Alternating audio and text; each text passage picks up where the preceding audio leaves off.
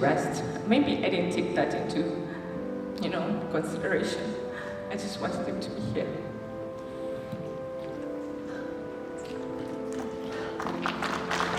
Thank you.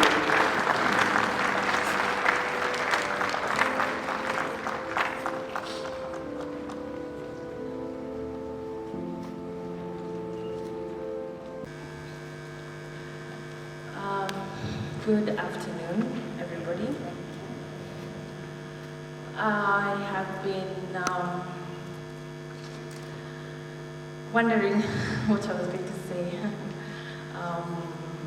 today for the last few days, which is kind of, I would say, ironic to an extent, because the number of scares that we've had for my dad in terms of death scares have just been so many, to the point that at some point I would have dreams of this moment, standing before people and talking at his funeral on a daily basis, started in 2017 after the election period, 2022 during his sickness. So to actually be here, it's kind of I don't know if surreal is the right word, but it's just, I don't know, it's very weird.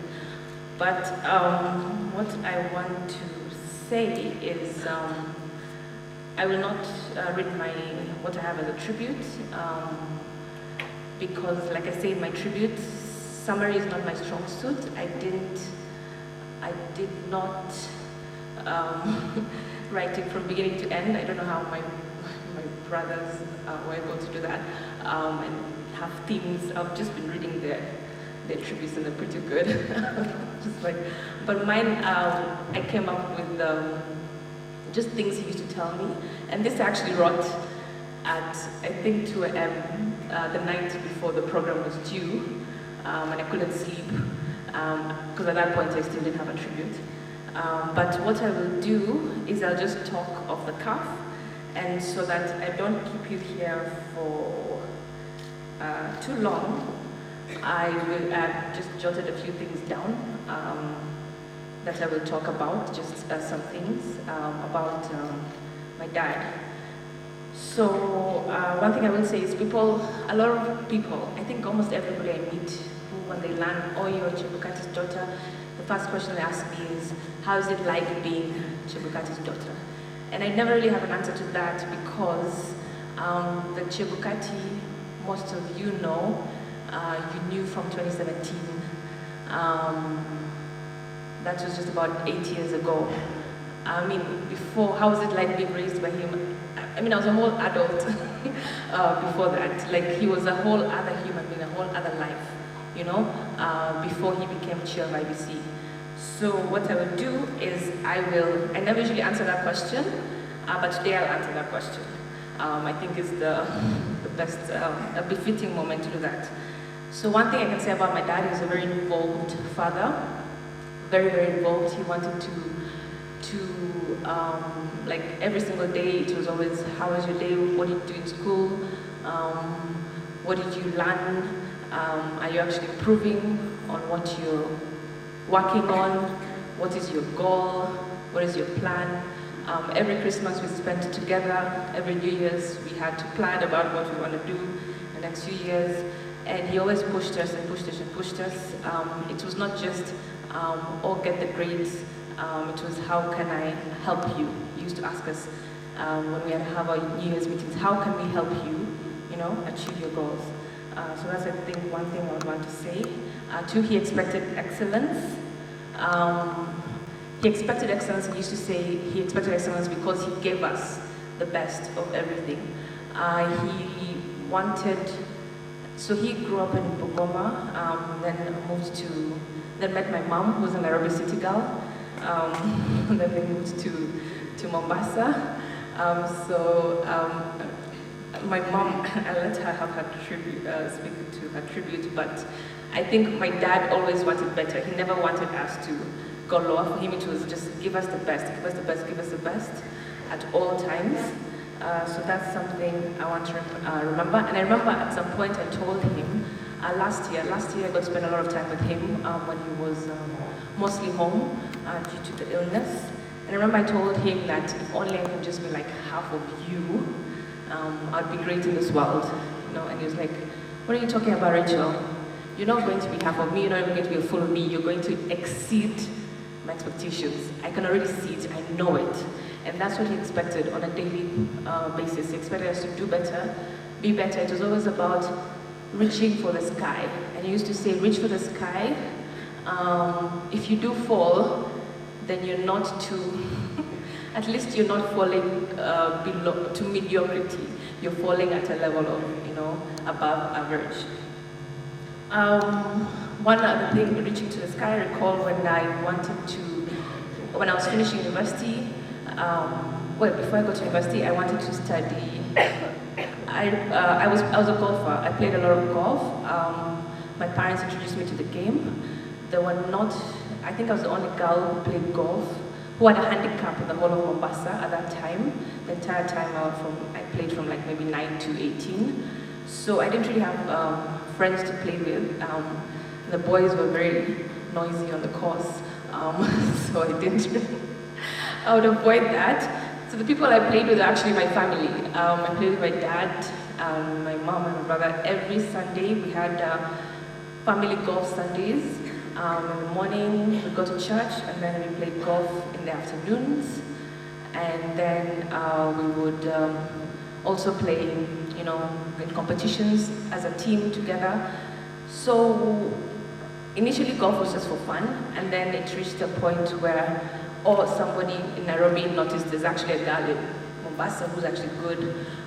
So then my parents started taking it more seriously, investing more in my training. I recall my dad, I was asked to represent, I was selected to represent Kenya at the British Junior Open. And at that point, my parents felt like, at that point, South Africa was the place where people would go for training. But the question was, who would go with Rachel? She can't go to South Africa alone as a small, young teenage girl for 3 months. By the way, my brother was allowed to go alone, but I wasn't at the same age. But anyway. So at that point, I think my mom had some big conference she was handling, so she couldn't go with me. My dad was managing partner at Kutu, his law firm at that point, and he had just become the managing partner. But he told them, this is important, and he said, I'm going to be away. So he left, and for 3 months we spent the whole time in Johannesburg. We just were in a hotel room. Every morning he woke up, took me to the course, to the range. We practiced 6 a.m. to the robust program, 6 a.m., 6 p.m. He was my caddy when we went out onto the course.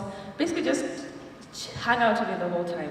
So I think that's one of the things. He really wanted me to be great. And I recall when I told him that I want to be a lawyer, him actually saying to me that, why would you want to be a lawyer when you can be the next, Michelle V. Michelle V was the person, was the golfer, or the next Tiger Woods for everybody else. But I really liked Michelle V at that point because she took on the boys, the men, in the professional tournaments. So he really just, he was like, no, don't go to my level, become an advocate. Go beyond, think about going to, the US, becoming a golfer, whatnot. But I love golf, and I think I really just loved golf because I just enjoyed the family time. But I knew that for me, the professional life was not where I wanted to go. I wanted to be a lawyer, and part of the reason, main part of the reason I wanted to be a lawyer was my father. He always involved me in everything. Like the number of times he'd take me to court with him when we were in the holidays. I'd just sit behind and I thought it was really cool, to be an advocate in litigation, until I became an advocate and started practicing and doing litigation and realized that I think I prefer commercial law more. But he inspired me, I think, in literally every aspect of my life. So another thing I've written down here is with regard to him being Bukusumani, there's this concept that, you know, as a woman you should sit back, you know, not speak, all that. Unfortunately, fortunately, I'm half Bukusu, half Bunyore, so on the Bunyore side, the women do not know how to sit back. But on top of that, my dad was not a Bukusumani in the sense of that he did not only let my mom speak up, he pushed her to speak up, pushed her to the limits, pushed me to the limits. I recall when, a very particular time when we had my grandparents over at our house in Mombasa. We grew up in Mombasa. And my granddad and some of the elders were sitting outside in the garden, you know, around on chairs and talking. And then I was about maybe like 7 or, I don't know, maybe like 10 or something. And I just went, I pulled a chair and sat next to them. And everyone's already laughing. And I think my grandfather, or is it one of the other elders, said something about, no, you should go back. And everyone's like, no, let her sit. And not only did he say, no, let her sit.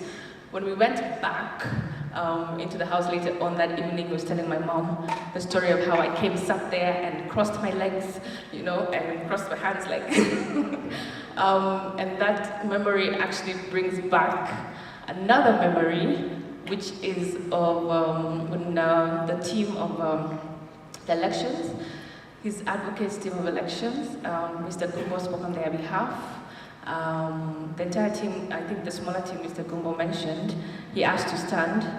I don't think you guys had my brothers and I, but we clapped for you because you guys were great friends to my dad, thank you. But the story here is that at that time when they were preparing the election petition, 2022, I was very much involved because I was around, and I recall sitting in some of those meetings, and the very first time I sat and just, you know, giving my opinion and contributing. And my dad went back to my mom to say, you know, Rachel is there talking to very, very senior lawyers, like they're my peers.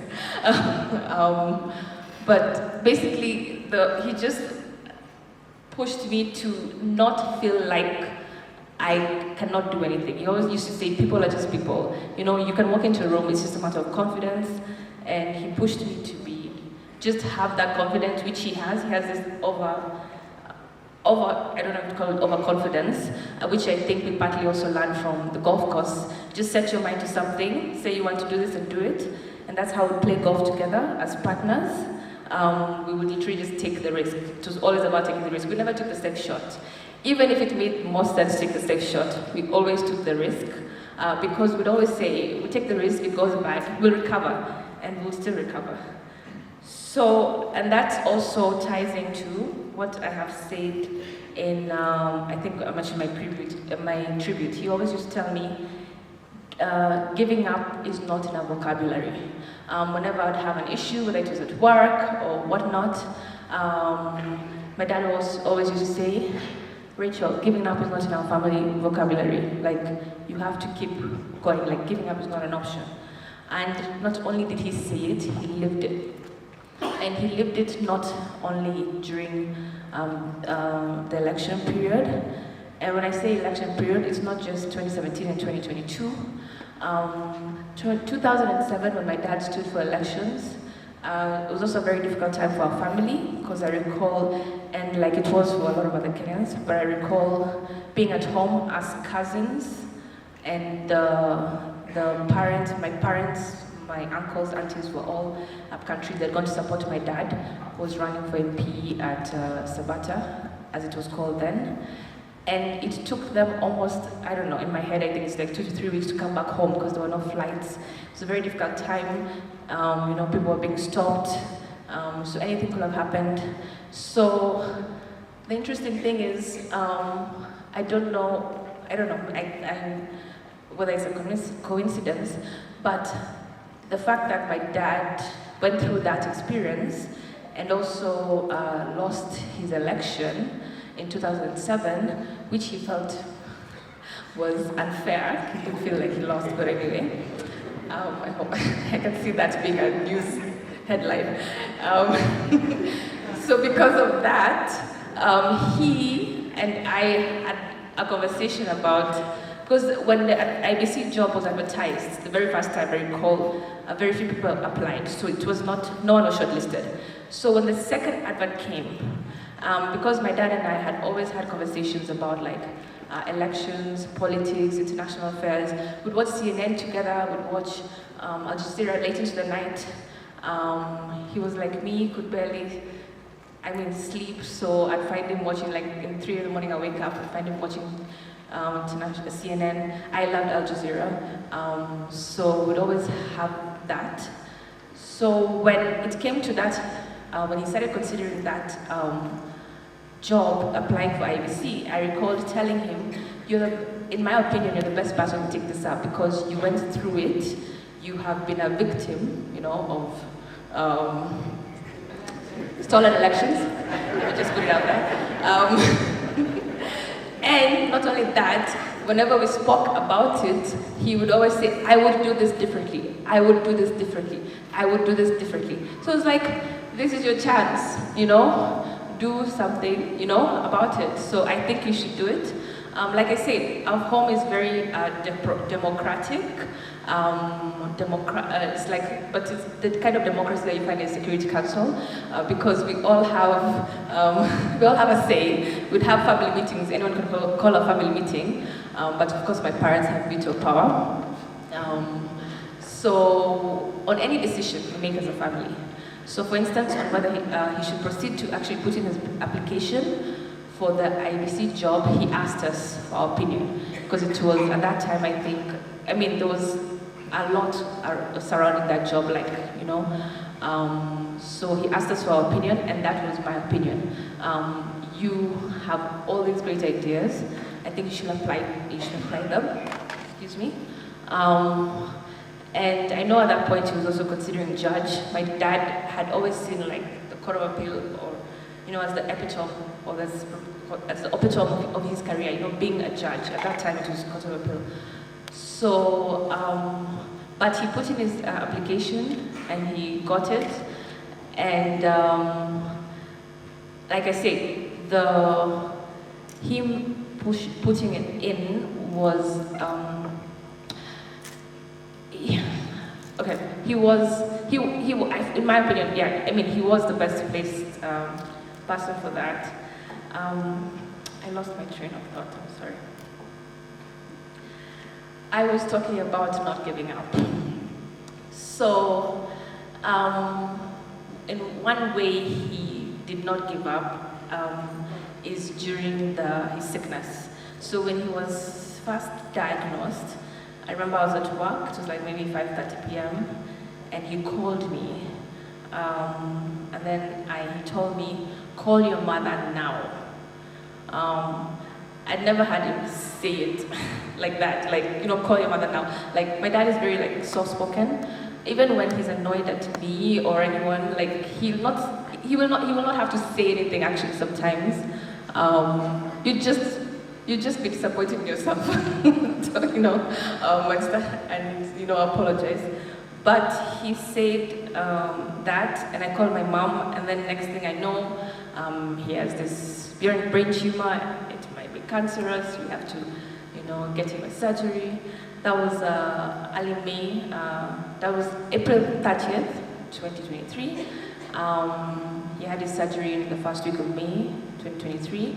And at that point, just before, on the day that we had found out his diagnosis, I was set to go to Uganda for a petroleum conference.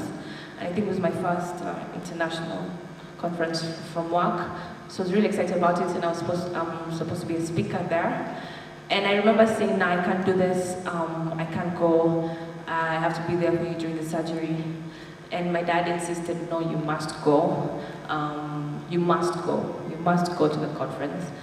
So we agreed. My mom and my brother would be there, accompany him out for the surgery out of the country, because he insisted I must go. And but at the same time, I said, even if I go, I'm not ready. I don't have the mental space to actually prepare for it. He said, no, Rachel, you better prepare. You better prepare. You know, you're not just representing yourself, you're representing a family. And that's how we used to have, that's how we move, you know. Whatever we do out there is not just me, it's our family, you know. So I went, and of course the whole time I was worried. And I was with, I don't know if she's here, one of my colleagues, who we prepped basically most of the night. And then I went, I did my presentation. Meanwhile, my dad was having his surgery. He finished his surgery. After 2-3 days, he was able to talk, which the doctors found remarkable. As always, he's an overachiever. So after 2-3 days, the first conversation I'm able to have with him now after surgery, and I asked him, how are you? How are you feeling? Like, how does it feel to have something, you know, your head's removed from your head? And the first thing he asked me was, how's your presentation? I was like, it's okay. Like, did you prepare for it? You know? I was like, yeah. I was like, yeah. I hope you made the family proud. I was like, yeah, I did well. So my dad, he wanted us to proceed with our lives, to still continue doing better, being better. During his entire sickness, he was given a few months to live, but I recall him saying, this sickness is not going to beat me, I'm going to fight it, and he did. So he opened a whole home gym. He was in the gym every morning, every evening. He was taking his medicine time. He was, you know, doing everything, eating healthy. And then he beat it for a while until it recurred again in November of 2023. And the interesting thing is, by November, he had already planned all these international conferences he was supposed to go for. And then we asked him, so what do we do now that, are you still gonna go? He said, yeah, why not? He's still going to go. Because the doctor said it's recurred, but it's not big enough to be removed. You know, so he decided to continue his life. And what we said as a family is somebody will accompany him for each of them. So I recall I accompanied him to Portugal, and that was one of the first ones he did after his brain surgery. And after he finished the presentation, which he did remarkably well, I just saw him very tired. And I think at that point, that's when I started to realize the chemotherapy is actually taking a toll on him, and I didn't realize it. But despite that, you couldn't tell, no one could tell, you know? So he always kept pushing himself, and that's what he did. Pushed himself and lived for over 20 months, despite the doctors telling him you only have 4 to 6 months to live. So again, just kept pushing himself. And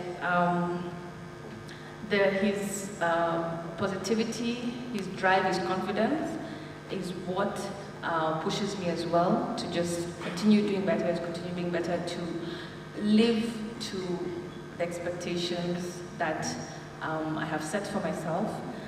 And towards his last days, you know, the way, like like I said, we've had many death scares.